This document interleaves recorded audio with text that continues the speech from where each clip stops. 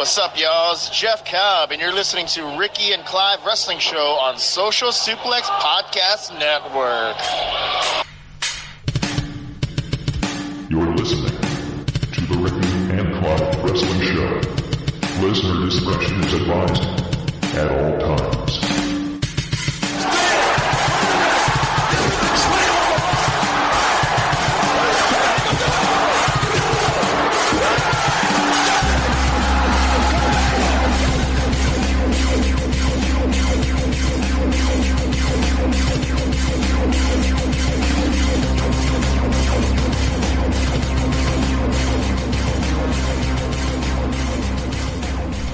Hello, and thank you once again for downloading and listening to another episode of the Ricky and Clive Wrestling Show, part of the ever-expanding Social Suplex Podcast Network. My name is Clive, and I am joined by my partner in crime, Ricky. A very good evening to you, sir. How are you? Good evening, doing well. Yourself? I'm okay, yep. There's been a question that I've been pondering that's left me a bit on edge the last few days, and I want to run this question by you and see what your answer is. So, what do you think collapsed quicker? Right, so was it the Roman Empire? And I don't mean the tribal chief. So was it the Roman Empire, the Twin Towers, or the credibility of WrestleJoy? What do you think collapsed the quickest? Can't really give you an answer to that, because that your question implies the third one had any form of credibility. Yay, let's all be happy and positive, but really behind your backs we'll stab you and say stuff about you. Yay, wrestling's for everyone.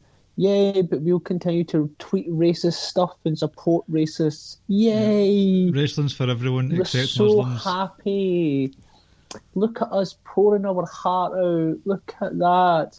So vulnerable for everyone. We have a literal dinosaur on the roster. We're not racist. How can we be racist? Hey, listen. I am all for positivity in the old wrestling Twitter. It can be done tastefully and it can be done positively. Prime example being good old Mags.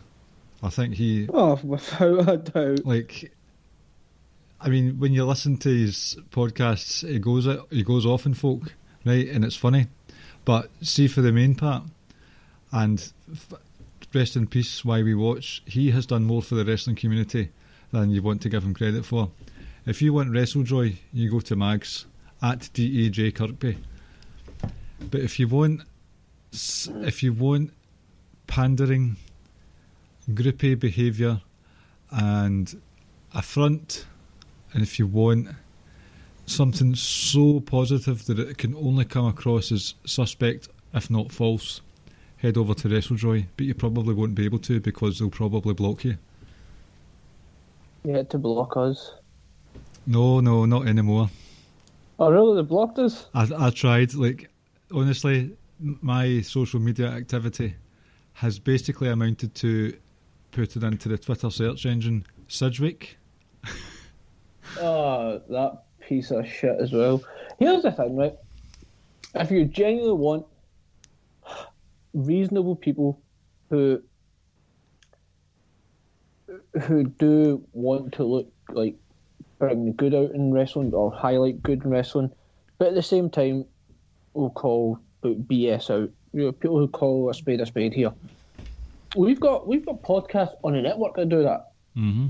You know, like we've got podcasts on this network. A lot of them, all of them, that will say this is what I like, and I won't hide it, but they're being sincere about it. It's up front. I don't like this company or these wrestlers because of this. I am fed up of that, but I also enjoy this. But I will also call out some of the BS that I don't like in some of that company. And also, you get I think you get a lot of different podcasts on the network, on our network. And like I says, not all of us will see eye to eye on things, but Not at we're all. No. upfront about it. Mm-hmm. And I like that. Like, we can sit here and debate with people and be like, I don't like this, don't like that. And they'll be like, well, why not? What about this and that? And you can go back and forth. But see some of the nonsense you saw from WrestleJoy, some of the things that you hear people, quote-unquote, AEW stands or quote-unquote WWE stands or shells, it's just like, just all you need to be is just be honest. And just be like, I don't like this company because of this, or I don't like wrestling, that type of wrestling because of this. It's just nonsense. I like to think, without tooting our own horn, like we probably lean more to the WWE side of things. I would certainly say you do. Oh, I wouldn't deny that. I'm open to watching other things, but at the same time, there's so many things that happen in WWE that we despise and hate. But at the same time, there's a lot of things that happens in AEW that I like, but at the same time, there's a lot of things I don't like. Mm-hmm. But that whole pretense that they put on is just ridiculous. And fun enough, one of them used to actually be on this network. I know. Well, we won't go into that side of things, but with what I find bizarre about it is it's the attempt to be all-encompassing for a positive wrestling Twitter atmosphere. But let's be honest, see if they just called themselves the unofficial number one AEW fan club. It wouldn't grate as much as it did. But trying to make out as if it's everything, that they love everything, that's hard to stomach, because it was just the positivity felt so forced, so disingenuous. When, and I won't name names here, but someone that I know has mentioned recently that on the WrestleJoy's Discord, that if you dared criticise AEW, it was a sort of, right, let's get this prick. You just get hounded for that. If it was... I know. Really? No, that's not the worst thing. That, like, okay, right, Shanna is a piece of shit. That seems to be forgotten about. Shanna is a piece of shit, right, for a start. Yep. Big time. The WrestleJoy people, whether they're both on board with those sentiments or not, it's still... Well, the husband is. No, I mean, if they're in both the double actor on board, if that makes sense. No, I know.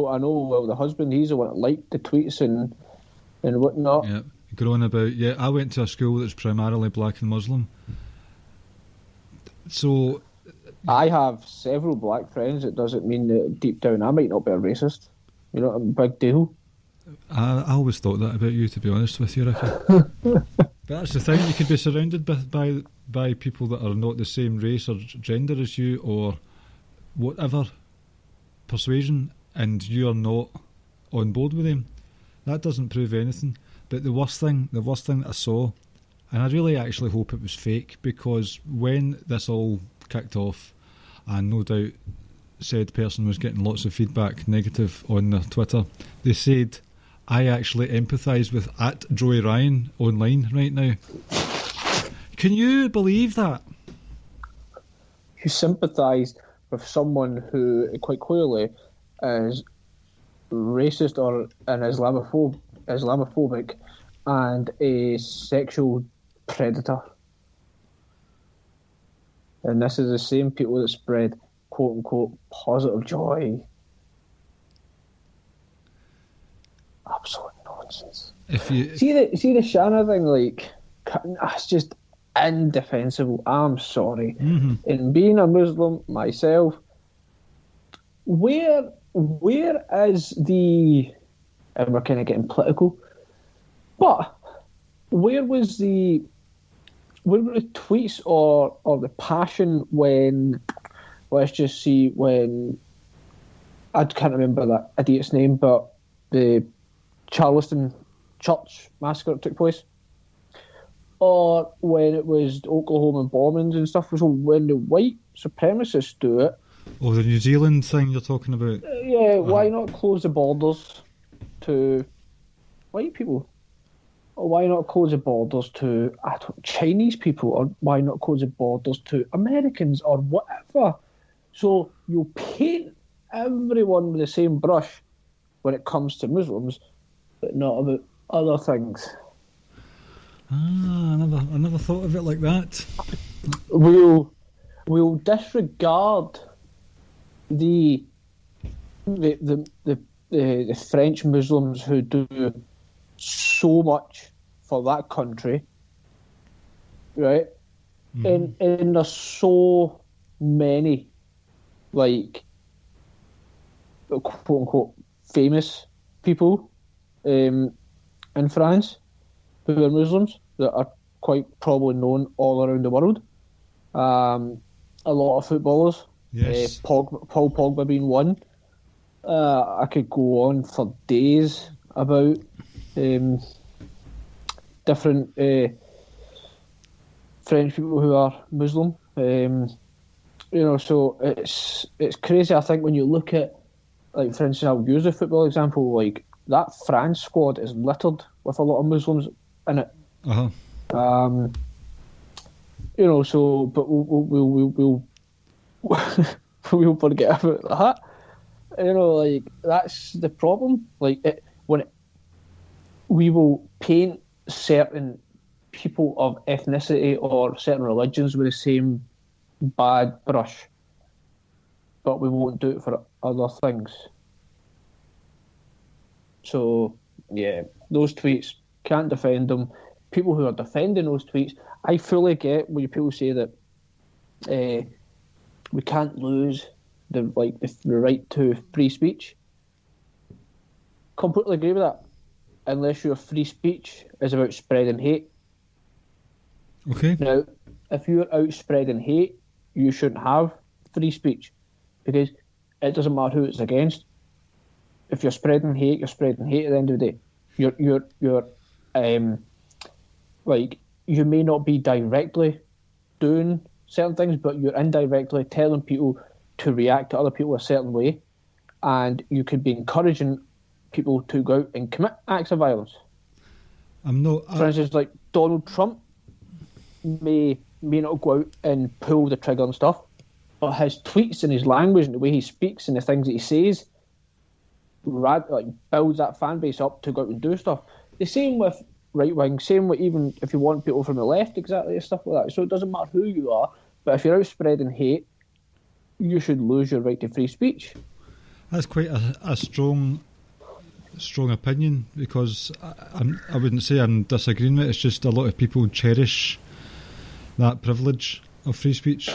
I cherish it as well, but I also think that if you're out spreading hate and going out telling people that these people are bad people, all of them are bad people, and it's like, well, hold on a second, like, can't you try and be a bit positive? Can't you say, look, we need to maybe tighten our checks or whatever, but not everyone is like that. But rather than saying we need to control the border a bit better, and like vet a lot of people and whatever, but we'll just ban all Muslims from coming into the country. Like, I'm not saying we get rid of everyone's free speech, but if you're out there spreading hate, well, how about you try doing it the other side? Mm-hmm. Why don't you try being positive and building people up? Don't be fake positive, like those two idiots. Keep it real. The next episode will be called the Ricky and Clive Race Joy podcast. Right, well, it's some of the stuff you see on Twitter is just mind-boggling. And while we were talking about Mags, he get called out for bizarre reasons from Australian people. Unacceptable. What were you saying? Just that, I don't know the full ins and outs of it, but it has been made public with Mags, so I don't mind going into a bit of detail. That, see, the big fish comment? Aye, the big fish. Josh Robinson, you're aware of that young chap? Yep. Some other Aussie podcasters, content creators were stealing ideas from him, and Mags called them out a long time ago, and then someone all of a sudden recently wanted Mags to be cancelled because he's got this guy has a big fish to catch. Oh, right. I didn't take it on that. I thought, just initially reading Magsy's Well, Mags was tweet, accused of bullying because he stood up for Josh Robinson. right. Initially, just reading Magsy's tweet, I was a bit like, wait, like it's almost sounded like you were taking offence to it, and I was like, to me, obviously not knowing the story at the time, I was like, wait, someone's paying you a compliment, like you're a big fish, and I regard him like a big part of wrestling. Certainly, Why? our wrestling interaction. We have a lot of people we both follow and we interact with one another. I just thought it was like he was a bit like, no, like I'm just here like having a good time kind of thing. I don't need to be called. I didn't realise it was like, that basically people were calling him out for no apparent reason when he's genuinely one of the coolest, most down to earth guys you'll ever meet. Not as cool and as down to earth and as awesome as Tolly, but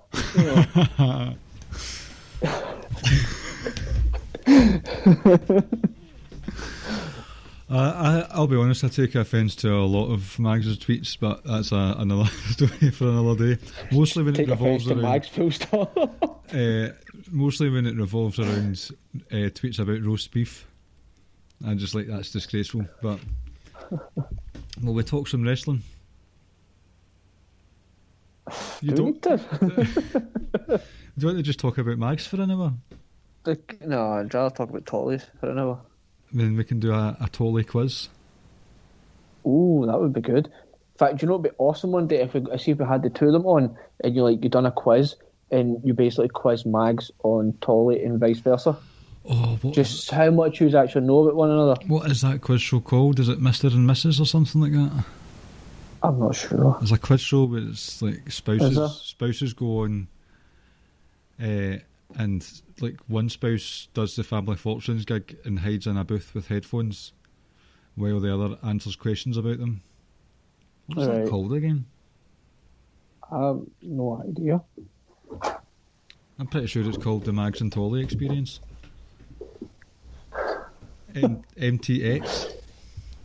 Hey, I know you don't want to, but let's talk some wrestling for a wee while. Let's do it.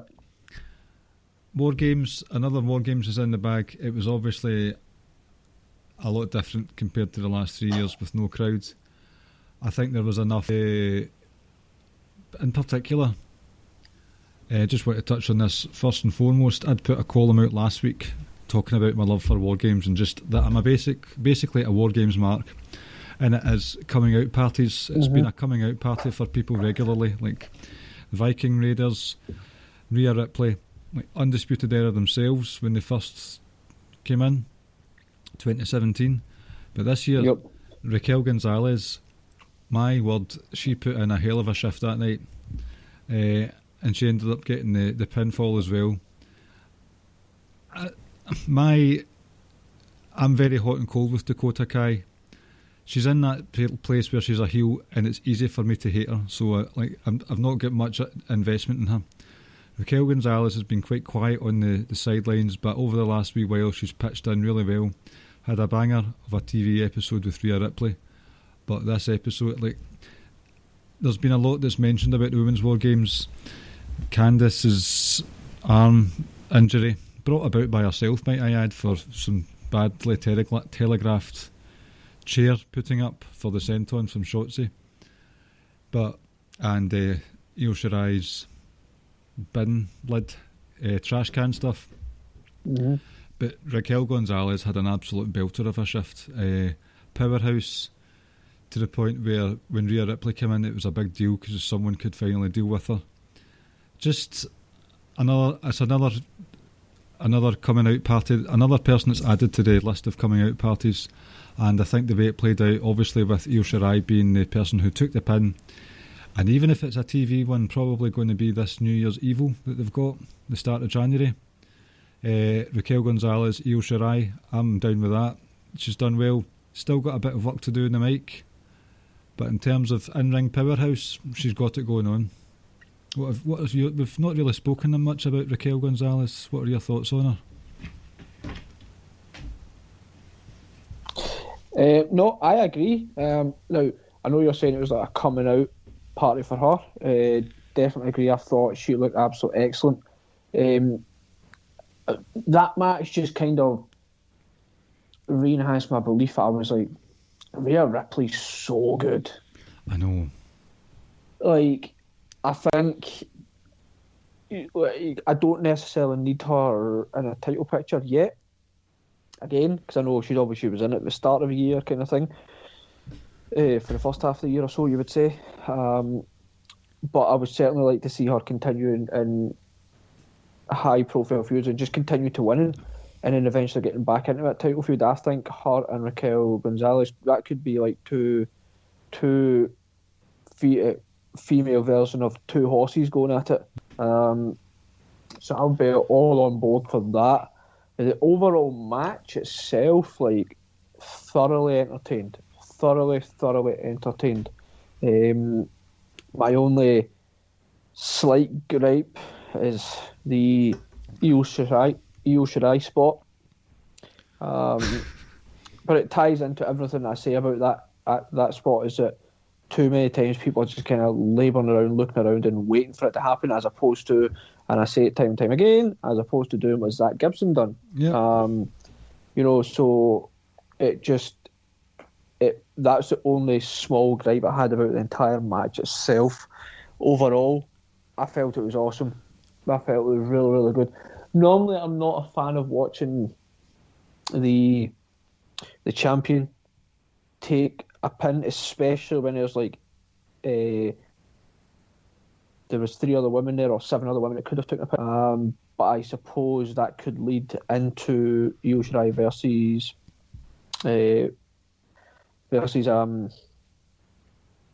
Raquel Gonzalez. And whether it happens next or not, we're not sure. But we might find out a little more tonight. But yes. I wouldn't mind that, even if it's just I've always said like a filler feud. But even if it's just to kind of see how she does. A TV episode title match is fine, no problem there at all. Yep. No, I agree with that. Even if it's not, even if it would do take out to like a takeover, I'm happy with that as well. That's it. I don't necessarily expect her to win the title, but it's certainly, I would look forward to watching that match and just seeing how it fares. But I would like to say is I'd really like to see her and Rhea Ripley kind of go at it. I think that could be really, really fun to watch. They had, I can't remember what TV special it was. It might have been the Great American Bash or Halloween Havoc. Rhea Ripley and Raquel Gonzalez have locked horns recently, and I remember people were singing its praises very much so after the fact, but I was more enamoured with other stuff that happened on that night in particular, that it sort of fell by the wayside for me personally. So I would like to see them go at it one more time. You know how Rance Morris and I feel about the booking of women's cage matches in NXT. I'd love to see Rhea and Raquel go in a cage match. That would be excellent. But I know what you're saying about when they're all waiting for the big drop. Yep. But I think it was worse in the men's match because Pat McAfee was right up the top for his swanton. Yep. He was up there for ages. Fair play to the guy. This is all new to him. He's got the character work down to a T. He puts many people to shame with his mic work and just owning the screen, owning the camera. More than so, people who've been in promo classes in the Performance Centre for years haven't got a fraction of what Pat McAfee can offer on the screen and the mic and stuff like that. And he does all the flashy moves well, but I can understand why he was a wee bit tentative and took his time and made sure everyone was lined up. But things like that take me out of it. It's just a small. Over the years, I've learned to not be annoyed as much with things that happen in wrestling. But when they're all just standing there, literally waiting, it's just like, oh, what are you doing? Do you know what I mean? It was a cool spot, not the best spot of the night. I mean, the last minute, literally 60 seconds of the match, a bitter end from Pete Dunne to Adam Cole onto a propped up chair. And then there was pinfall after pinfall and finisher after finisher for the last minute. It was just chaos where you literally didn't know where the pin, the winning pin, was going to come. And just also frantic, where you were actually, your shoulders were hunched up thinking, what the fuck has just happened here? So I want to give a shout out and start a prayer circle for both Adam Cole and Dakota Kai for their midsection and neck respectively, because there were some brutal chair spots that those people and ladies and janitors took. It was brutal stuff. And especially that the Eclipse. The Eclipse, Lord, I absolutely love that finisher. That's one of the best finishers in wrestling. I absolutely love. It's just so beautiful. Mm-hmm. Yeah, I pretty much agree with your entire assessment of the men's. Credit Pat McAfee.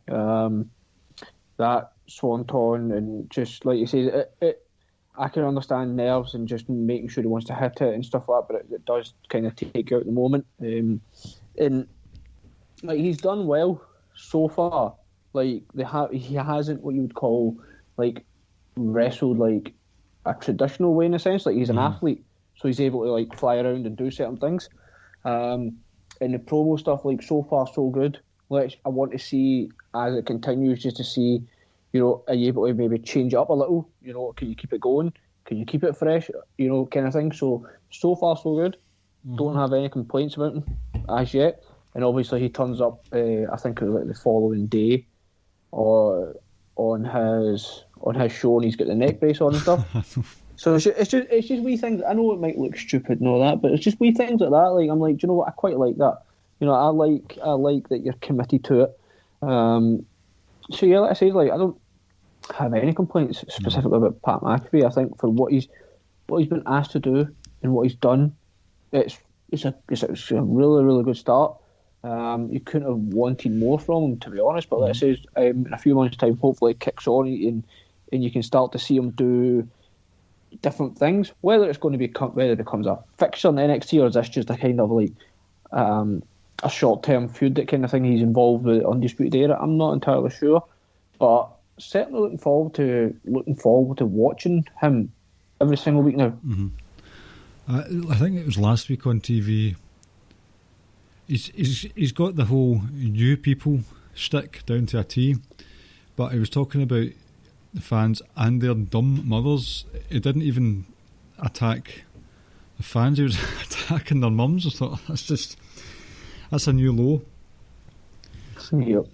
But what I found recently with this whole the Kings of NXT thing, when it was Birch and Lorcan was the sort of charismatic one, the nutcase. But see, since Pat McAfee's come along, Danny Burch is having the time of his life.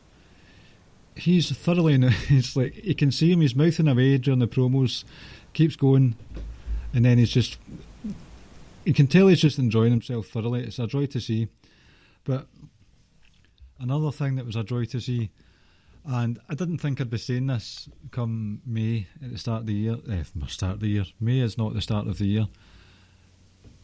The strap match, Ricky, is becoming a very fun favourite gimmick match of mine, and that's down to a common denominator in NXT this year, Dexter Lumis. The strap match, the match with Roderick Strong at the Great American Bash, I thought it was really good. And the match with Cameron Grimes this week, or Takeover Wargames, also really good. I really like how the weapon can be used to hinder an opponent as well as be hindered by an opponent. There's a claustrophobic feel to it. There are occasional violence that can be coming out of nowhere because of just the sort of snap torque action that you get with these straps. And it suits Loomis's gimmick down to a T, where you can't escape him, whether by stair or by strap. And Loomis has picked up more W's this year than Joe Biden did at the start of November. So they obviously think highly of Dexter Loomis. He's not a character who I believe needs titles round his waist, but he's an attraction. He's definitely an attraction, and I would be more than happy to see both strap matches with him in the future.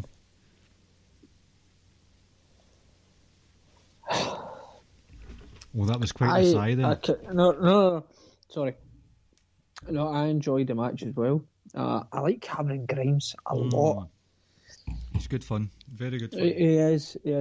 And what you says about Dexter Lumis, kind of where you can't get away from him. And as soon as you're strapped into him, like that's it. Like you literally you have no choice but to fight. Absolutely, like you say, it ties in to kind of his gimmick and kind of like the way he's been portrayed. Like I say, I thought the match itself was really good. The build wasn't that great, I must admit. Wasn't a fan of the build to the match. Right. But the match itself was executed very, very well. I even just loved the way, Dexter Lumis, way he puts the strap on and like almost like gives away the demeanour and impression. It's like, now you're fucked. Kind of like tying into the fact that you can't get away now. You have to stand there, kind of thing. Mm-hmm. Overall, I thought the match was pretty well executed. No real issues with it. I thought it was a pretty good match. Yep. And obviously we got a thingy, the carrying cross, yes. Potential teaser thing, for his return. Do you know? Even though it was a vulture, wasn't it? Yep. Because of what had been happening, and we'll probably touch on this a wee bit later, but the carry on. Thought it was Sting. Aye. I thought, hold on a minute, surely not. But when you saw the vulture, I thought that's quite apocalyptic. It's picking at carcasses and all that. That's going to be Killian Dane. Carrying cross, killer cross. And it was, so it'll be interesting to see what goes forward with that one. I imagine he will come straight for Finn Balor, surely. Oh, he has to. Like, nothing else is acceptable.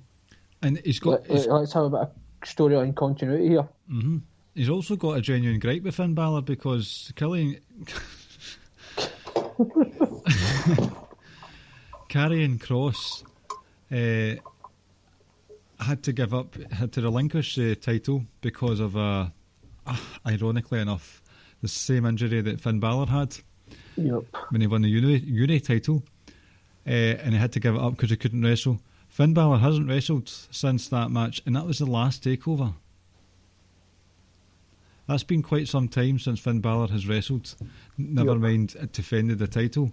So, in terms of even backstage, never mind kayfabe, Karrion Kross has got a genuine gripe. So, I think that makes the most sense going forward. Yeah, it has to. That has to be the first thing he comes back to. Aye. I say nothing else should be accepted. And at the moment, I've been a bit off Twitter today because, bizarrely, I've started working from home, and I feel more busy than I did in the office. I hope my boss isn't listening to this, but it'd be funny if she was. There's nothing. The only thing that's been advertised for NXT this week is Finn Balor, and traditionally, the first Wednesday after a takeover, there's not much known about what's going to happen in that episode, and usually the first segment is some sort of promo or multi-wrestler segment that sets up either matches for that night or matches going forward for the next weeks/months. Would not be surprised if Karrion Kross made a very quick appearance, or even if it was a video during Finn Balor's in-ring promo. And I don't know. There's no information on what the next takeover will be. They've stayed away from the big four the last couple of times as well, so could be, it's anyone's guess as to when the next takeover is. But Karrion Kross is coming back. I'm happy about that. Same. Your thoughts on... Now, this didn't affect me at all because it was the outcome I desired, but your thoughts on Maggie Thatcher picking up a loss at TakeOver this weekend against Ciampa? I like Thatcher a lot. I thought the match was good. I thought the match was. I thought it was really good actually. The Thatcher's ear was. Ugh. Aye, that's suspect, isn't it? Yep. One of them obviously had to lose, and it feels like it was a long time ago that Ciampa picked up like a significant win. Mm-hmm.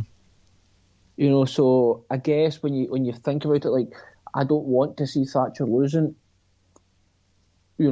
Which is a lesser of the two, which would hurt you? Which of the two can you accept more? A Ciampa loss or a Thatcher loss? And I guess the way they went is fine, but like I say, it's important that Ciampa did get a big win. I agree.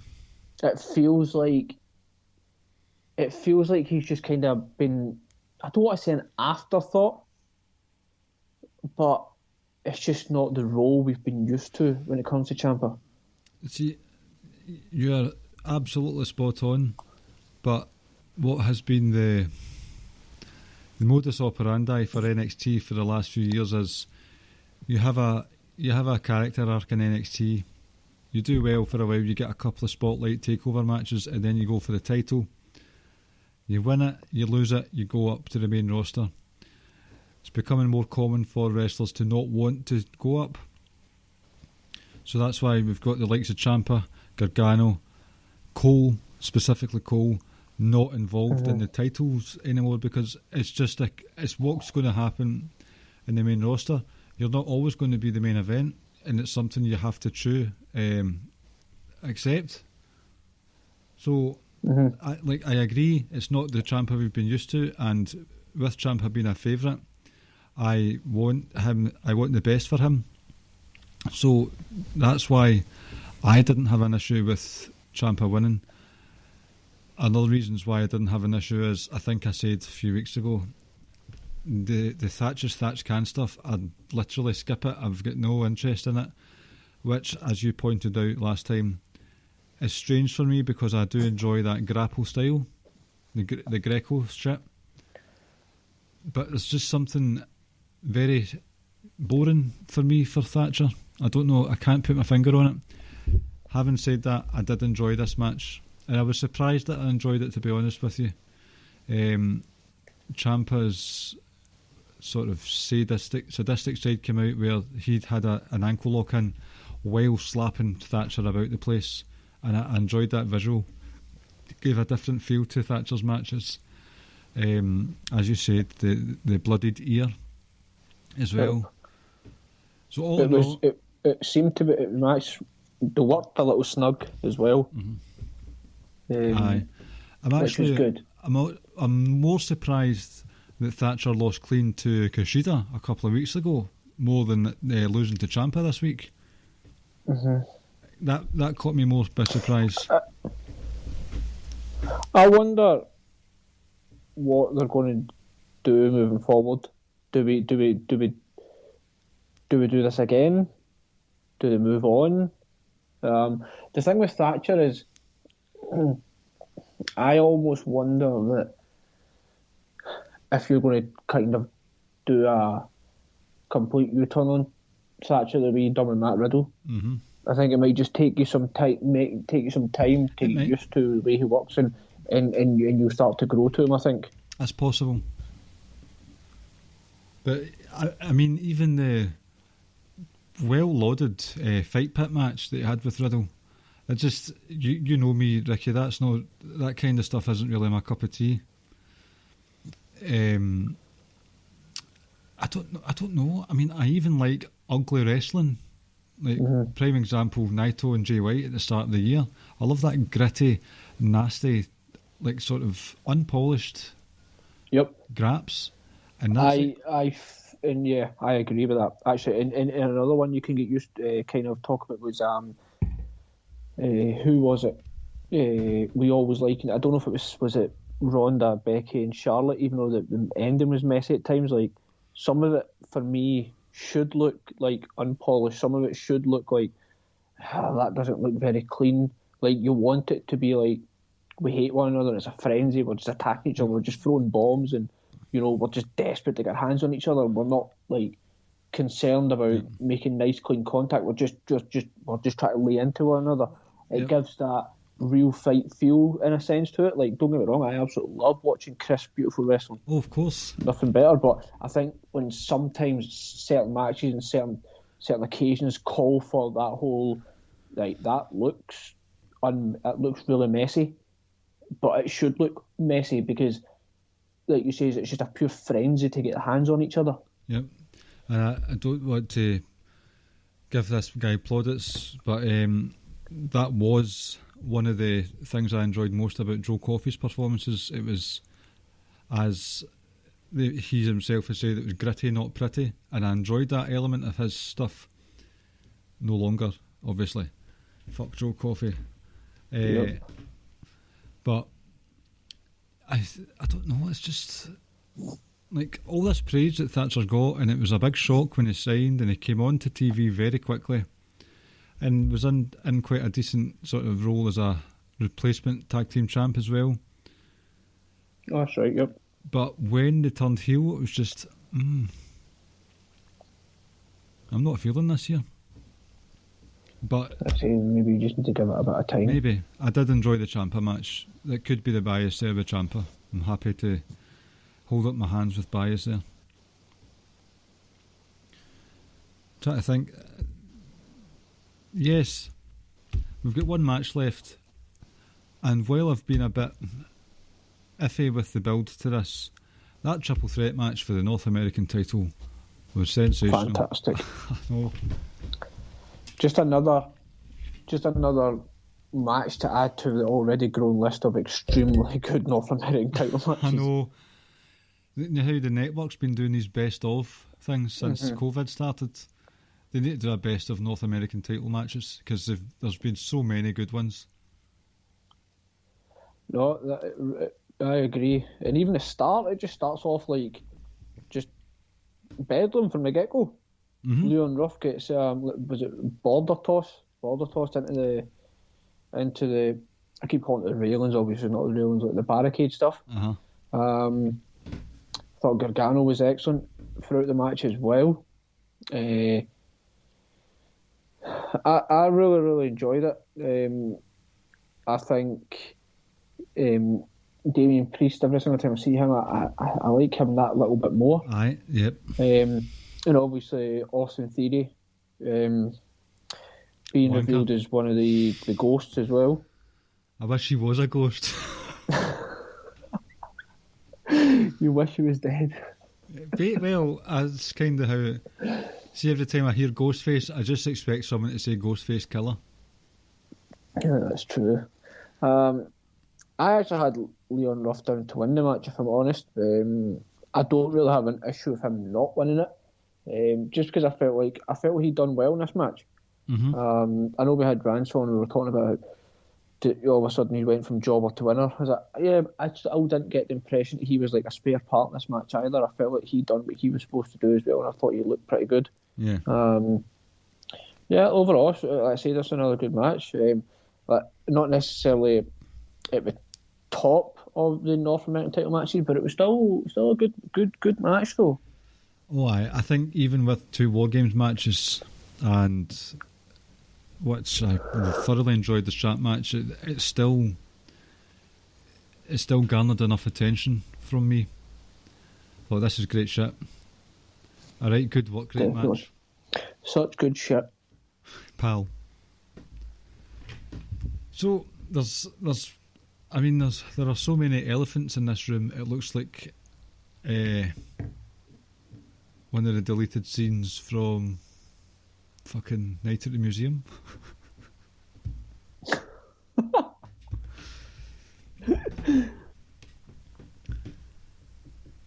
Elephants in the room. They're not even elephants in the room. AEW had a busy week. Yes, they did. But I can't see your camera anymore, just so you know. Alright, okay. Right, it might come on shortly. Or maybe my cameras thought, look at the fucking state of that. I'm waiting for the sort of, no, don't be daft. Well, I can't see you, so I don't know what you look like now. I just thought you meant because I had my glasses on tonight. You're looking handsome. I always look handsome. Oh, Christ. Right. Honestly, I'm kind of happy. Oh. No. I'm happy that. In fact, do you want to give your thoughts on last week's big episode first? I enjoyed the match. I felt it was a really, really good match. I know the whole winter is coming, like, what's that, Game of Thrones or whatever that's supposed to be a play on. By the way, let me just clarify this, right? I just want to clear something up. It was what, like 5-6 degrees or something over in Florida, Jacksonville last week, was it? Mm-hmm. That's fucking tops off. We walk about with our tops off over here with that weather. That's tops off. That is not cold at all. That's tops off, tits out weather. That is exactly. I'm sorry, guys. Right? Maybe it's because you've got the sun constantly, and it's always quite. It's always hot and etc. and the humidity etc. So you might think that's cold. That's not cold. That's like just a normal day over here. That's us walking about in shorts and vests over here. Aye. And Ricky and Clive t-shirts only available at prowrestlingtees.net. Yeah, so, and if you don't want a Ricky and Clive t-shirt, you can get a Keeping It Strong style or a One Nation Radio or a Social Suplex one on Pro Wrestling Tees. You can wear that out if you want in the 6 degree weather over here. 6 degrees from Kevin Bacon. I just wanted to clear that up. That shit ain't cold, right? I know. I thought the match lived up to the hype. I know some people had an issue with the whole microphone thing. Oh, who cares, man? Fucking. Like, if the microphone was the final, like, nail in the coffin, I'd be a bit like, really, like, it's just a microphone, come on. But he followed up with like 40 V-triggers and then the one-winged angel. So it's like, he's talking about. And on top of that, he took so many V-triggers throughout the match anyway. So the match itself, I thought, was really, really good. What took place after it, with Don Callis and Kenny Omega and Don Callis running out saying, tune in to Impact, which was last night, to find out. And I didn't watch Impact. I watched the first minute, and then it wasn't until the last 10 minutes Kenny Omega and Don Callis done their sit-down kind of interview with Josh Matthews. Thought it was good. Thought Don Callis came across really well. Thought Kenny Omega came across really well. I liked how they ripped off John Moxley's name off the title and put Omega's on it. I don't like how Omega made reference to Ambrose and Tough Enough in WWE, and how Callis says like you're a Stanford Stooge or whatever it was. It's like, I've never liked, and it's not because I was going after WWE. I didn't like him when Triple H turned around and says that pissant company. I'm just like, do you know what? Focus on yourselves. Stop giving them publicity both ways, and just worry about yourself first and foremost. I thought the promo last night, that segment, I thought was really, really good. I was really intrigued by it. Looking forward to seeing what happens tonight on Dynamite from it. They've always implied that two things: that there's a traitor within the AEW roster or someone who could be defecting. They've also implied that Kenny Omega is basically just going to go around and start collecting belts, which I think could be pretty cool. So I'm excited for it. I'm really looking forward to it. I think if this angle doesn't achieve anything, what it did do was it brought intrigue at least to Impact and Dynamite that little bit more for a week or so. For me, it's a win-win for AEW. Like, they've got nothing to lose here. Like, they are the quote the big dog at the two of them. They'll call the shots, and Impact just basically will get a little additional ratings booster just because they get to associate with AEW. Like, it could possibly help them. If we're going to get some sort of like cross promotion matches, Kenny Omega versus Rich Swann could be great. The North, and I was actually messaging Rich earlier on. I was like, the North versus anybody, and he was like, "Yup, give me that," and I'm like, "I'll take that all day long." So it's interesting, and I think I'm interested to see how it goes. But I will say this: people need to stop saying wrestling companies need to work together. Because what you should say is AEW should be working with companies and WWE should be working with companies, because AEW and WWE wouldn't work together because it's bad for business from a WWE perspective, first and foremost, because they are the number one company.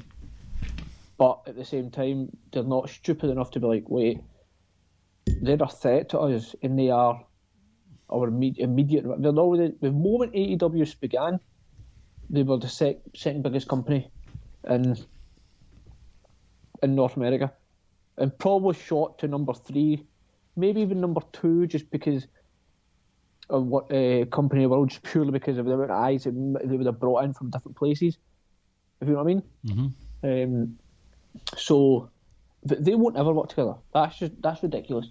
Because in WWE's eyes, why would we give you the free publicity? Because we would help you potentially so much more than you would help us. Just looking at it, like when it comes to the ratings and the stature of the company, etc., and all that nonsense, right?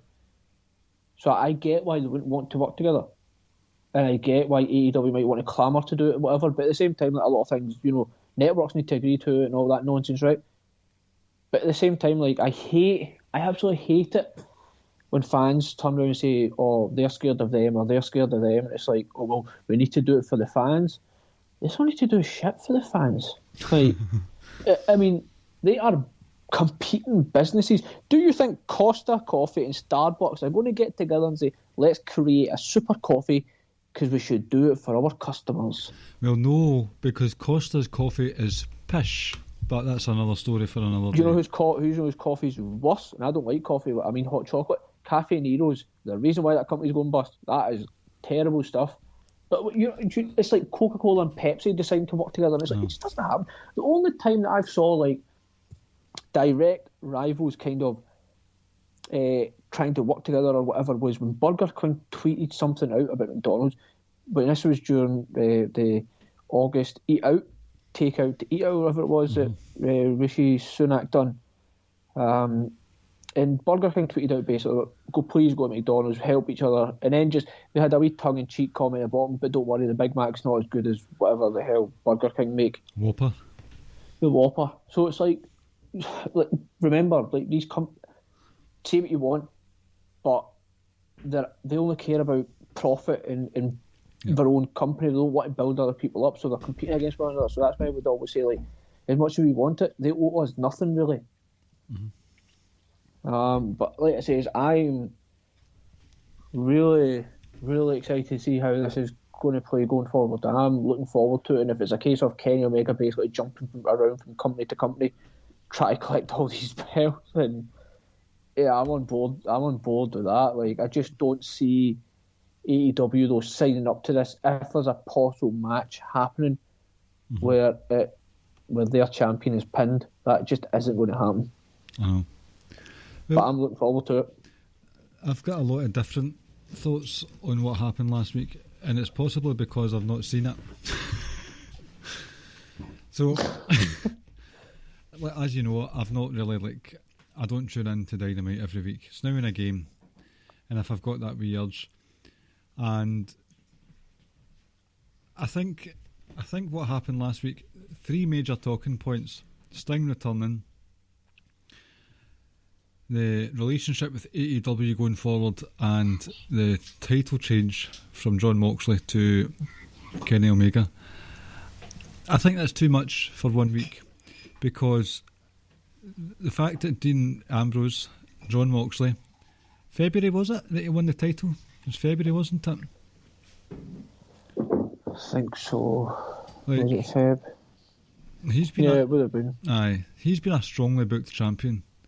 He's defended it on TV. He's been off off now and again with, I can't remember, was it another staph infection or was that beforehand? I can't remember. But he's been No, it was. Remember, he was gone for a little bit because the COVID situation. Aye. At the end of the day, Jon Moxley has been a strongly booked champion. He's beaten big guys, he's beaten small guys, he's taken on MJF, who I thought, like, the way that was going, that was one of those ones where they wrote the story so convincingly that MJF was going to win, and he didn't. And the fact that Moxley lost is the third most interesting thing that happened on the show. I think that's a bit of a disservice to Moxley, and you know I'm a bit vocal when it comes to Moxley's attitude these days. So it's like, hold on a minute, you've got the third ever AEW World Champion, but that doesn't matter because AEW are going to be working with TNA and Sting's returned. It's just too much, maybe too much in 1 week. With regards to the Sting move, literally, like, genuinely no opinion, like, not even a case. I'm not trying to be actively apathetic towards it. I've not got anything. But I did have a think, and a lot of the comments online have been about Sting's ability to wrestle these days. And I don't know about you, but see, barring 3 or 4 matches, Sting's not really known for his in-ring prowess. Sting is known for his presence. Like, Sting's best work was when he was hanging in the rafters and hanging about, doing nothing. doing nothing and just waving a baseball bat about. That's Sting's best work. Now, granted, he did have some good fun, as he had a very good time in TNA, to be fair, and the Joker, Sting as well. But Sting's most famous work is when he sat in a stand doing nothing. So I know there's been reports coming out that he's going to be starting to wrestle. There's no need for him to wrestle. As a presence alone, Sting adds to your product. There's no doubt about it. 61 years old or 21 years old, Sting has a presence, and I think that'll help him long term. He will probably overshadow whoever he's working with, because we've seen that with Vicky Guerrero, Taz, Matt Hardy. These people, like, they're there. They claim to want to help put over the younger talent, but in these people's scenarios, that hasn't been the case. Case in point, Taz is at the front of the camera, and, like, you can hardly see Brian Cage because Taz is in the front of the camera. Vicky Guerrero is chewing the scenery, she's chewing the camera, the screen, the whole lot, and I think she's actually diminished Nyla Rose's impact and aura, or whatever you want to call it. And Matt Hardy has tried to put himself over roughly about 47 times since he joined AEW, and about 46 times it's been a failure. That's not doing much of a service to the younger talent, so I worry for the younger talent, because this is, as you know, it's been a major bugbear of mine for WWE, bringing these talent at the behest, not even the behest, at the detriment, to the younger talent. There's already rumours that Big E's wished upon WrestleMania moment against Roman Reigns has been taken over by Goldberg, and that's not going down well. We'll see what happens with that. We'll see what happens. Goldberg. You know Fucking Goldberg. I know. Fucking terrible. But the Sting, he's too big a presence to not notice him, and I think that won't be. I think that's taken away. It's detracting. I mean, it's all, for me anyway, it's detracted from the fact that Jon Moxley lost his title. Impact. By the way, I saw someone begging Kenny Omega to give Sting a one-winged angel. It's like, you fucking kidding me? Are you kidding me? Impact, fair play to them. More eyes on the product. They do have spikes in interest and popularity, usually around one of their big pay-per-views, and this is an additional spike in popularity. I don't know how much it will do long term. I don't know what the plans are long term, but I'm not, like, apart from the storyline where a 10-year-old was mowed down in a gang match. I've got no beef with Impact, so if it's going to work out for them, then fair play to them. But that's my take on it. Kenny Omega's actual title win was overshadowed. Sting's presence is a big deal. It is a big deal. But I think that might be to the detriment of the wrestlers, the younger wrestlers. It looks like he's going to be involved with Darby Allin. Yep. You know what I mean? It's just... I couldn't care less at Sting's there. See, that's the thing. Like, I try. Like, I'm not just to be a WWE show. It's like, I don't care about Sting. I genuinely have no care about what he does, but I just think it's fine. Like, it will work for them in terms of if he's a presence. Yeah, I don't want to see him in the ring. He's not going to have any 5-star classics. He never has. Do you know what I mean? My thing isn't even that it's AEW's got Sting. I never grew up watching WCW, right? Same here. So I wasn't WCW guy. I love watching TNA/Impact back in like the mid-2000s. And Sting was excellent in there. I understand what Sting means to the business, how much a legend is. I always, despite not being like that bothered about Sting, I still always wanted to see Undertaker versus Sting, right? Sting doesn't do anything for me, so for him going to AEW, like, I'm just like shrugging my shoulders. Okay, cool. It's going to help them. He's going to bring more eyes. I just don't want to see him wrestle, but at the same time, I couldn't care less if he wrestles or not, because I'm like, I don't know if this might be blasphemous, like I said, but he doesn't do anything for me. Not even the whole Sting versus, like, when NWO officially became a thing, leading up to Starrcade 97, like, that was special. Do you in terms of Sting, do you... Because he went like the full year out doing it, really. Aye, just sitting in the stands. Building up and up and up. I get that. I'm not, like I said, I'm not far from it, trying to downplay what Sting means.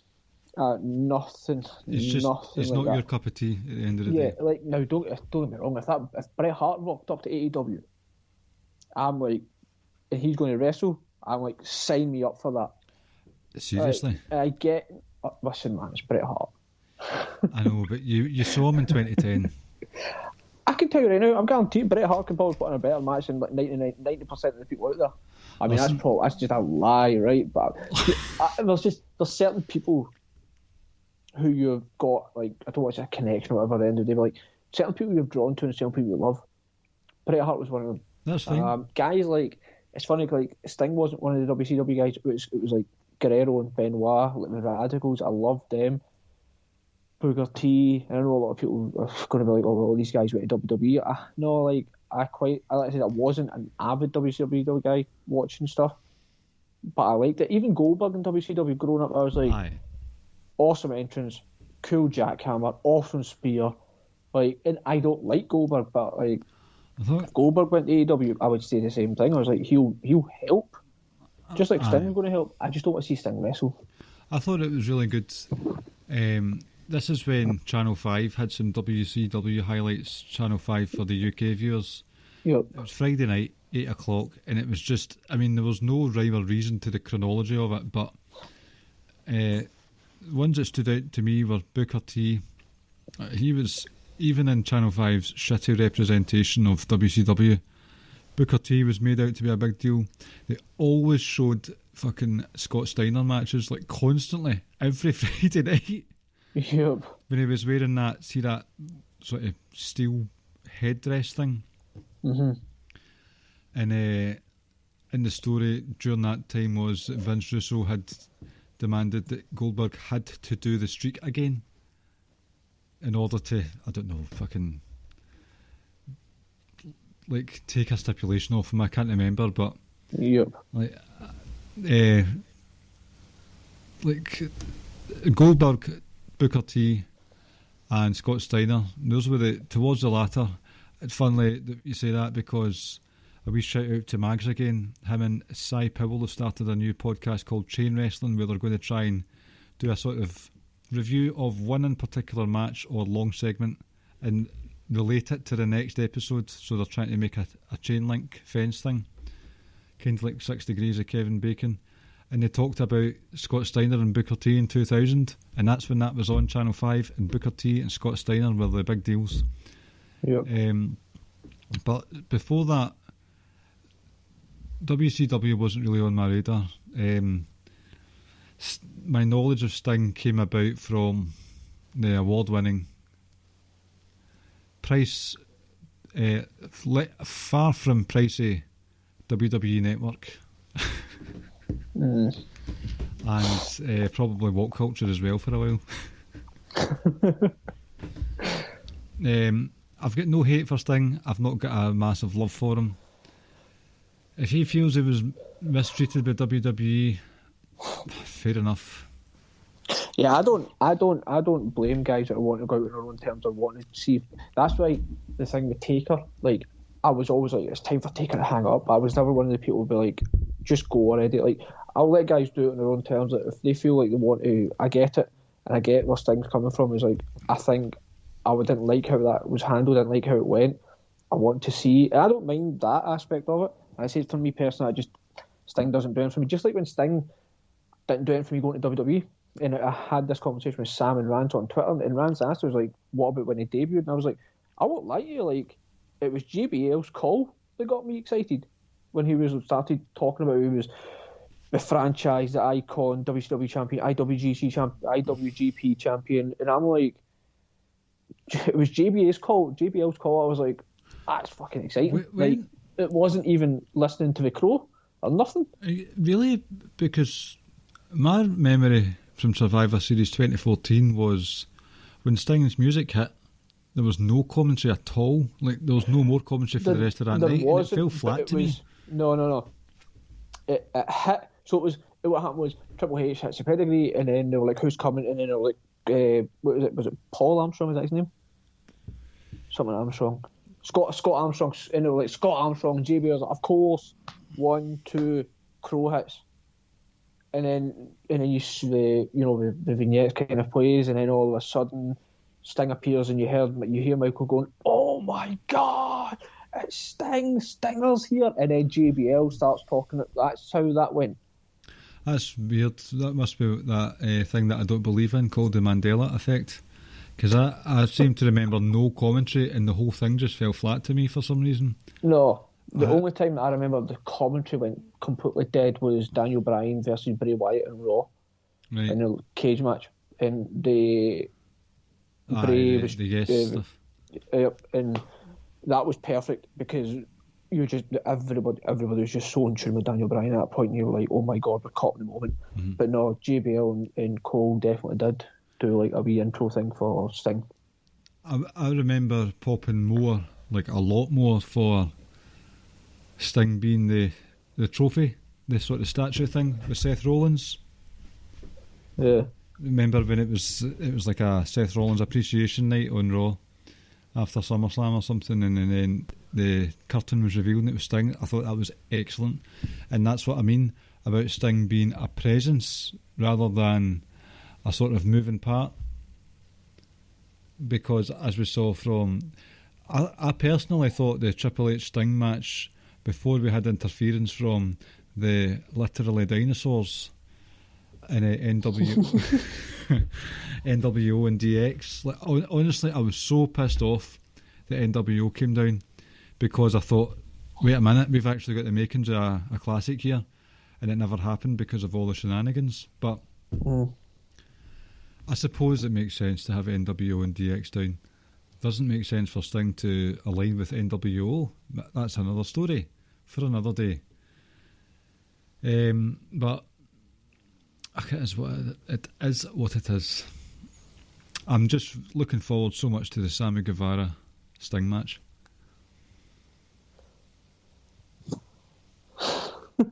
On that note, Ricky, would you like a quiz to bring us out for the night? Yeah, why not? I felt a wee bit guilty for a few weeks ago doing the Marvel quiz, for which you were ill-equipped. Yep. And, my lovely wife sets up we've got a homemade advent calendar. So instead of a wee chocolate in the box every day, it's we've got a wee sort of wooden box of boxes, and each different calendar. One now and again you've got a couple of chocolates in one box, but mostly it's things like cut some snowflakes out of paper, do some paper chains, so it's like it helps us decorate the house, and it's also some family activities. And one of them is do an act of kindness. So, Ricky, I have for you tonight a Manchester United quiz. Oh no! Oh, obviously not an act of kindness then. It's the panic now that I have to get this all right. Listen, because at least with the Marvel one, like my knowledge is so basic, but I'd be like, at least if I got a few, I'd be like happy. Well, oh god, oh no, I need to nail this. Right, so I'll actually give you a choice, right? So, questions based on players, records, Old Trafford, true or false, and trivia and miscellaneous. So I've not compiled this myself. This is on a website. Which one of them would you like? Say the options again. Players, records, as in like Guinness records, Old Trafford, true or false, or trivia and miscellaneous.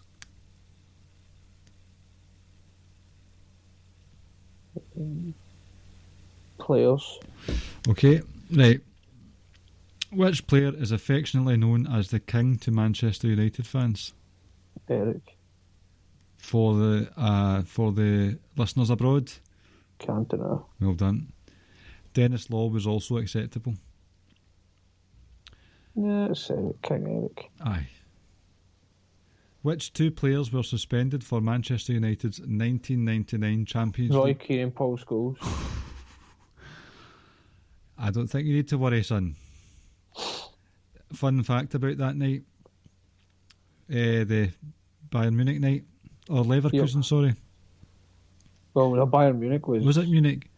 Well, Munich was 99, Leverkusen was when they beat us in the semi-finals, which was a 02 or 03, can't remember which one, that was a Hampden one. So, 1999, this was back in the day when carpets were a regular fixture in living rooms, over and above laminate flooring. And I can't remember if it was Solskjaer's or Sheringham's goal, but back in the day when my father smoked a pipe, we all jumped for joy, and there was a tobacco burn on the carpet for months after that match, because my dad had the pipe in his hand and it just went. Well, there you go. Fun fact for you. Number 3. Do you know a fun fact about the Leverkusen one? Mm-hmm. The final was Real Madrid Leverkusen here in Glasgow at Hampden. My Zidane coach at the time, my God. football manager at the time was a coach with Scotland, like juniors, and he walked into his office on like the Thursday or whatever it was, because this was generally during the week it was done, and found something like 25 tickets that he was supposed to give out to his team, which was us, and he hadn't, because he hadn't been in his office or in Hampden that entire week. Jesus Christ. I remember that night, and I was rooting for Leverkusen because I think it was just a sort of underdog. I was rooting for the underdogs, nothing more than that. But when Zidane scored that goal, I literally screamed like a little girl. Yep. One of the best Champions League final goals of all time. Check it out. Yeah, I mean, could be the best ever. Like in terms of goals in general, it was a screamer. Oh, definitely. The technique on that is just ridiculous, and it's his bad foot. I remember watching, I think it might have been Sid Lowe who was at the game, or was it, I can't remember, it was a journalist that basically says, I've never watched that goal on TV. He's like, if I have an inkling that's coming on, I change the channel. He's like, because I refuse to watch it, because I refuse for my memory of watching it live to be tarnished. You could possibly start. And the crazy thing is, like, it was full on contact with his foot. Remember Rooney's overhead kick against Man City? That came off his shin. Zidane's was bang off his left foot, and his left foot, it wasn't even like he waited for it to drop down, like swiveled, and he was like hit tight. And listen, And I want to make a correction. Players like Zinedine Zidane do not have a bad foot. oh, he's just a genius. And see, when you're talking about, they connect so perfectly. Yep. Do you remember Van Persie's volley for Arsenal in the FA Cup? Yes, Like against that, Charlton. it was an actual cannonball. It was also From Van Persie's goal against Aston Villa with us. So they we won the title I can't in like remember that one. 2013. Rooney dinks over the top, Van Persie's running onto the ball, comes over his shoulder, and left foot volley into the corner. And the thing is, by the way, talking about Zidane, Zidane's a French Algerian, born and raised in France. He was raised a Muslim, by the way. I did not know that. I did not know that Zinedine. I don't know if he himself, but his family definitely is. Right. He's Algerian after all. It's a Muslim country, so I said I don't know if he's a practicing one or whatever. But Shanna doesn't like these people, so we need to just accept it and agree with her. That's it. But that volley from Van Persie against Charlton, that was disgraceful. No. Right, you ready for number 3? Yep. David Beckham. Now that's someone who our American listeners will know. Prior to wearing number 7 for Manchester United, David Beckham wore which number at Manchester United? Two answers are acceptable, Ricky.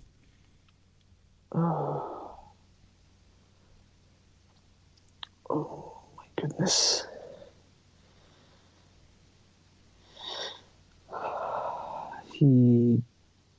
I never started off as 7. That was news to me when I saw this quiz.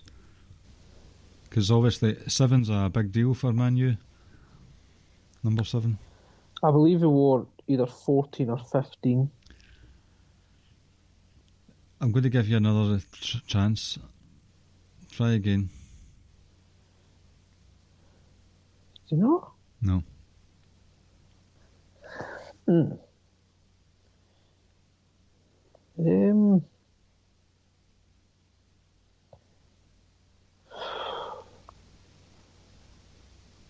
Was it a pure out there number? Not particularly. Oh, it was 10. Ah, well done.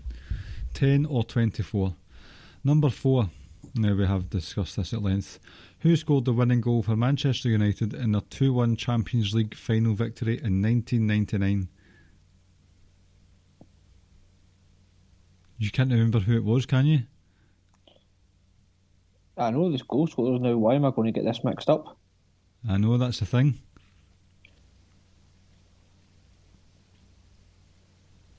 Oh my god, I remember them. It was Teddy Sheringham because Solskjaer scored the first one. Oh, Ricky. Wait, no, sorry. The other way around.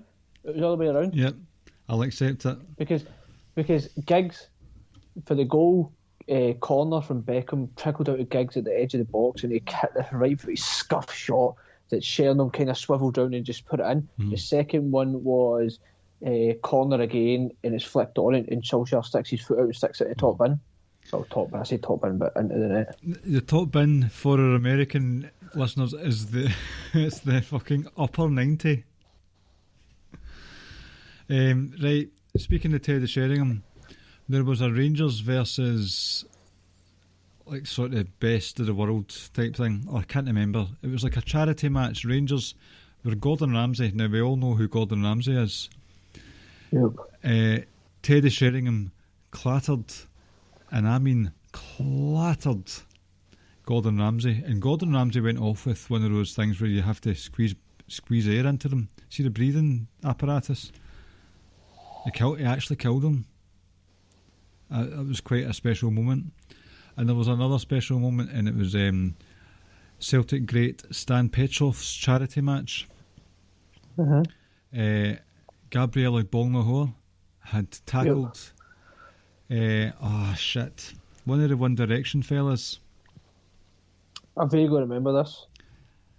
I can't remember which One Direction fella it was, but Gabriel Igbónahor tackled him, and he was literally sick after it. He vomited.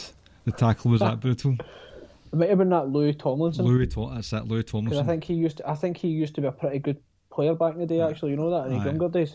I'm sure he actually bought a team when he became famous and had enough money. I'm sure he...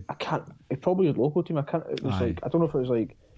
I can't remember who it was. But this quiz, by the way, people are going to be tuning off and like, you two just keep going off on tangents here. I know, we should probably be doing a football podcast going forward, really. Well, Mags has got one, and I really want to be on an episode. Oh, well, it's been posited, Mags, if you're listening. Takers. Ricky wants to go on Takers. I'd love to go on a football one. Even an American football one. Me and Cal and Rans. Rans can't wait. 3-man wheeze. Number 5. Right, let's get... I'm starting a podcast with Caleb as well. You're He going to be... doesn't know yet. What's that about? The roast of Caleb Baldwin. Every week I bring on someone else and we just slate him. Oh, fucking hell. That's worse behaviour than WrestleDroid, Ricky, to be honest with you. Absolutely. I love Caleb, but... Number 5. I really do. I think he's a great guy. Which player holds the distinction of being Manchester United's longest serving captain? 12 years.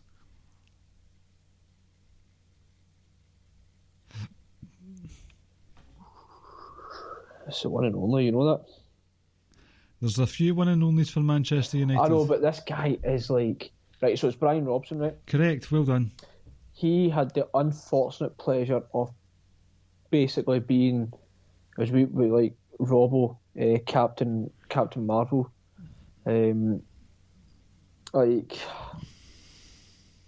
His unfortunate thing was he basically played with us during shitty years, and was like, and unfortunately left and retired and all that before we got like really good under Fergie. Captain, fantastic. Number 6. Which player took the number 7 jersey after the greatest ever footballer of all time, Cristiano Ronaldo?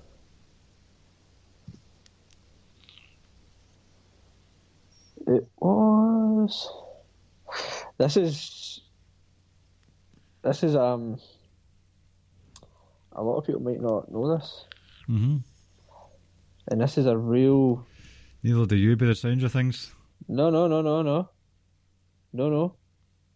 You know who it was? Who? Tell me. I could tell you every single player that's wore it since Ronaldo. If Right, you want. well- It was Michael Owen. Correct. Right.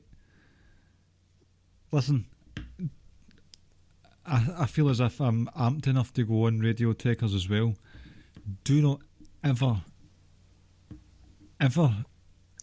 give me shit that Messi is the best ever. That guy's a tax fraud, okay? And Cristiano Ronaldo opens his hotels for COVID patients, and Look, was in that's... I don't know what the situation was, but he is raising a son on his own. See, the thing is, what you say about Messi and Ronaldo, Messi's a one-trick pony. I'll tell you that right now. No, I'll put it like this, right? I don't think Ronaldo could have done what Barcelona and Messi's done, but I don't think Messi could have done what Ronaldo's done at Real Madrid. I think they are so different, and I think they are tailor-made for certain teams. I know, but I think Messi has more natural ability and more to his game than Ronaldo. But Ronaldo is just a freak of nature that can score goals anytime he wants. And at the end of the day, that's what it's all about. For anyone who's not clued up on what we're talking about, we were talking about freak of nature and who can do anything. Ronaldo is the Brock Lesnar of football. It's not even that. Like people debate who the greatest NBA basketball player is of all time, and consensus is it's Jordan, obviously. The answer is people say LeBron's second. Well, the debate between Ronaldo and Messi, like, it legitimately is 50-50. And, like, it's that damn close. Like, Jordan is number one, but you cannot split these two at all. I just think Messi is a one-trick pony, and that he's very good at dancing with the ball and dribbling and nutmegging folk left, right and centre and tripping keepers. But Ronaldo can literally score a goal from a distance of 4 buses away. Listen, you're preaching to the wrong guy. I know. And the answer to your best basketball player is Bill Fuller. Okay. That's it. Number 7. Alex Ferguson famously kicked a boot at which player, injuring his eye? X. David Beckham, correct. Which Brazilian twin brothers played for Manchester United? Rafael and Fabio. Oh, yep. Number 9, Louis van Gaal mistakenly referred to which Manchester United player as Mike in a press conference? Chris Smalling. Or I would have given you a point if you said Sidgwick. Wanker. The players who progressed to the Manchester United first team under Matt Busby were known as Busby Babes. the Busby Babes. 10 out of 10. You are a Manchester United mark. Well done. Speaking of Manchester United, 3-2 last night, lost in the Europa League. Fucking pathetic. I know. Listen, you and I both, and this is one of those ones you're preaching to the wrong choir here. They have. Oh, you've got it much worse than I've got it right now. Listen, see when Neil Lennon took over from Brendan Rodgers, I thought 10 in a row is not happening. He's the wrong man. But I have sent you, Ricky, that quiz page, and it has all 5 quizzes, so you can have a wee look at that for the other Man U quizzes that are on there. For anyone that's still with us, probably mostly the UK natives and perhaps Rab Ropes, who enjoys a bit of the old football, the actual football, thank you for listening.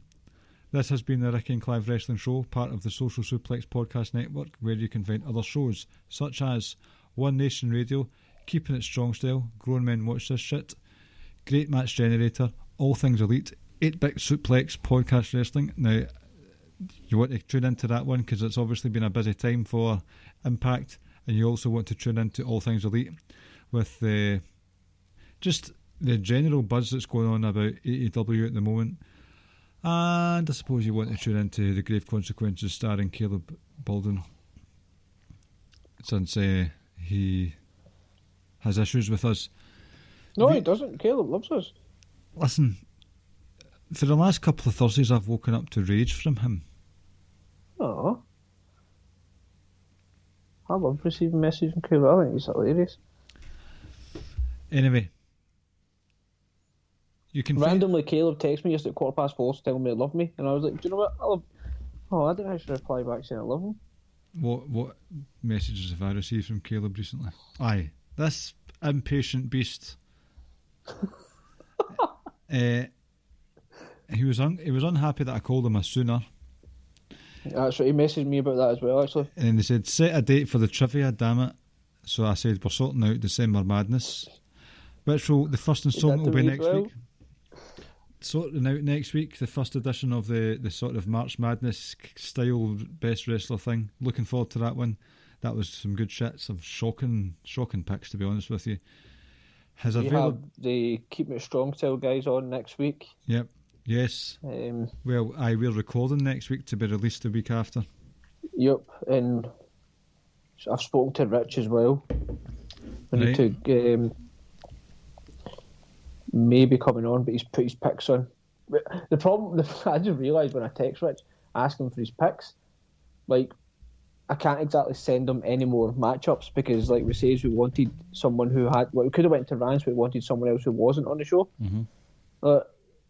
If the final 8 and final 4, like, we've got to kind of have someone. We've just got to basically, if it's a 4 of us, we've basically just got to. Someone's got to relent. I know, but either that or it has to be an odd number. But we'll discuss that off air. In caps lock, 5th of December at 3:17 a.m. British Standard Time. Name the time and place. Stop protecting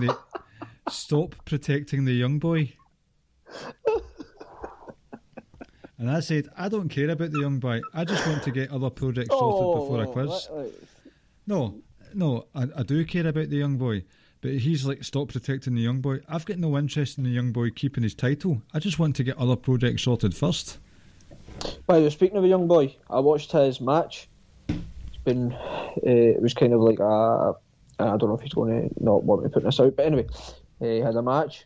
I liked it. Took a few bumps, so he did. Funny enough, there's Caleb just texting me back. And I will say this, Josh, and I mean this in the nicest way possible, right? But you would be a fucking fantastic heel. Like, and I mean, I think he would be fucking great. I also mean this in the nicest way possible, Josh. You are no John Juris. Wow. Right. The STO Sultan. We got heavily sidetracked there. Series podcasts that I've been mentioning, head over to applepodcasts.com. Look for Social Suplex and give us a big fat 5-star review. I believe that if you log into applepodcasts.com on the Tokyo Dome's Wi-Fi, you're able to give it 7 stars, so please do that. The website, socialsuplex.com, you can find these podcasts and the columns, and they can be sent directly to your email inbox if you press the subscribe button. Speaking of columns, I write ones for WrestlingHeadlines.com.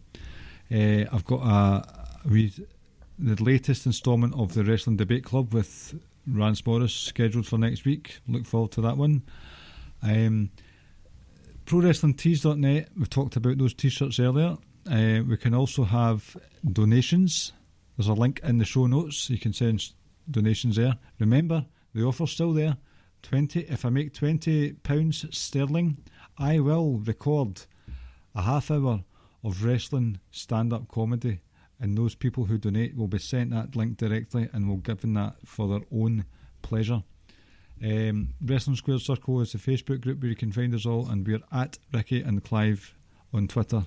And we are done for this week. Ricky, anything you wish to add before we go? No, I'm just really looking forward to this recording. We'll be keeping a strong sale next week. Yep. Be released in a few weeks' time. Really looking forward to it. It's going to be interesting. I had obviously the first episode will come out. I had a look again at the matchups. Oh, they're sickening. See what it is? The bottom half of the bracket is just murderer's row. Like, that is loaded. And just look at that's difficult. Like, I feel like the vast majority of there's this kind of almost, I don't want to say a clear and definitive winner, but there's a winner.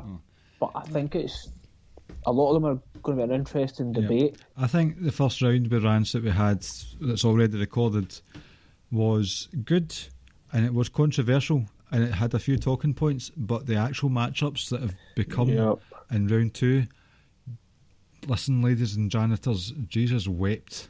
We are in for, like, I'm just looking at the potential last matchup of the final 8. My lord. Listen. Just, oh my God. Round 2 itself will be on the 23rd of December. Listen, see if your partner proposes, if like you're a young listener and your parents get you a dog, no fucking present is going to be better than the podcast episodes that drops on the 23rd of December. Save it for Christmas Day and listen and go, what the hell is going on here? I've got nothing else. I got a bit angry there. Fuck your puppy dogs for Christmas and fuck your proposals. Nice. I'm done. Ricky, anything else? Nah, just looking forward to this. Looking forward to it. Okay. That is all. Just take care, folks. Take care. Shout out to WrestleJoy. All the best in your future endeavours. Good night. And Allah bless you. Allah bless you, Shanna. Yes, you racist, Islamophobic piece of shit. Shanna, you are a penchode. End the show. Jeremy's going to kick us off this damn network. Thank you for listening to the Ricky and Clive Wrestling Podcast. We'll see you next time.